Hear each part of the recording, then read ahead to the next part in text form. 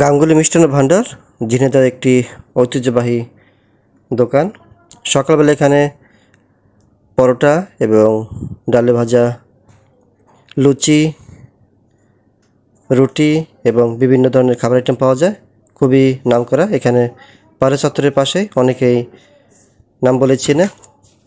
গরম গরম এই পরোটাগুলি ভাজা হয়েছে। এই গরম গরম পরোটা আমরা খাবো। আমি আর মিতা সকালবেলা এসেছি এখানে সকালের নাস্তা করতে।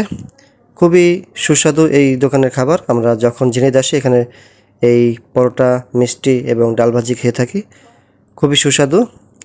ঝিনাইদহে প্রায় অনেকেই এই দোকানের নাম বলে চেনে। গাঙ্গুলি মিষ্টান্ন ভাণ্ডার, মনা ঠাকুরের দোকান ডাকনাম। আমরা দুজনে এখানে বসেছি। যেহেতু এই টেবিলটি খালি ছিল, আমাদেরকে বলা হয়েছে আপনারা এই খালি টেবিলে বসেন। আমরা দুজন বসে পড়েছি। আমাদের যে ভাজি দেওয়া হবে সেই কীভাবে সে ভাজি তৈরি করা হয়, সেই সিদ্ধ আলু আমরা ঘুরে ঘুরে দেখছিলাম কীভাবে তৈরি করে। তাদেরকে জিজ্ঞেস করছিলাম আপনারা কীভাবে এই তরকারিটা রান্না করেন। আমাদেরকে দেখানো হলো যে প্রথমে সিদ্ধ আলু এবং সবজি কেটে তারপরে ডাল দিয়ে এই সবজিটা রান্না করা হয়। খুবই সুস্বাদু এই খাবার, যে একবার খাবে তার জিহ্বায় লেগে থাকবে। আমাদেরকে যে খাবারটি দেওয়া হবে আমরা অর্ডার দিয়ে দিয়েছি, কিছুক্ষণের মধ্যে আমরা সেই খাবারটি পেয়ে যাব। আমরা দুজন গল্প করছি যে এখানে আমরা কিন্তু অনেক আগে থেকে, প্রায় 12 বছর আগে থেকে এই দোকানে আমরা খাওয়া দাওয়া করি। আমাদের খাবার 2 প্লেটে দেওয়া হয়েছে, মিতা এবং আমার। ডাল ভাজি, ডিমের কথা বলেছিল, ডিম ভাজি আমরা খাবো না, আমরা খাবো ডাল ভাজি। খুবই মুখরোচক একটি খাবার এই ডাল ভাজি এই দোকানের। আমরা গরম গরম পরোটা এবং সেই ডালটা খাবো। এই দোকানের এত সুন্দর একটি খাবার আমি কিন্তু বিভিন্ন জায়গায় খেয়েছি, কিন্তু এই দোকানের স্বাদটা বেশি পাই। তাই আমরা যখন ঝিনাইদহ যাই সকালবেলা নাস্তাটা আমরা এই দোকানে খেয়ে থাকি এবং বাসার জন্য খাবারটা আমরা নিয়ে যাই।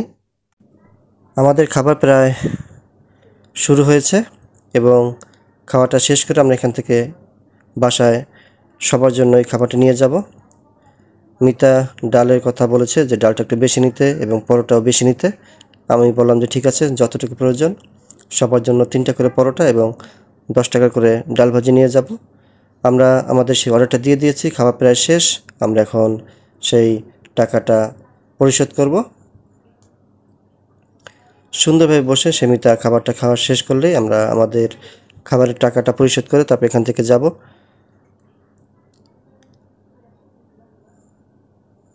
আমরা খাবার টাকা পরিশোধ করে দিলাম। পরিশোধ করে দেওয়ার পর আমাদের যেই পার্সেলটি ছিল সেই পার্সেলটি নিয়ে আমরা এখান থেকে বের হব। দেখা যাক আমাদের সেই পার্সেলটি দিতে কতক্ষণ সময় লাগে। মিতা সেই পার্সেলটি নিয়ে আসবে। আমাদের খাওয়া প্রায় শেষ। আমরা এখন সেই পার্সেলটি নিয়ে বের হয়ে আসব। আবার যখনই ঝিনাইদহে আসবো তখনই আবার এই দোকানের নাস্তাটা খেতে আসবো। আমরা নামটা কিন্তু সবারই মনে আছে, গাঙ্গুলি মিষ্টান্ন ভাণ্ডার, মনা ঠাকুরের দোকান।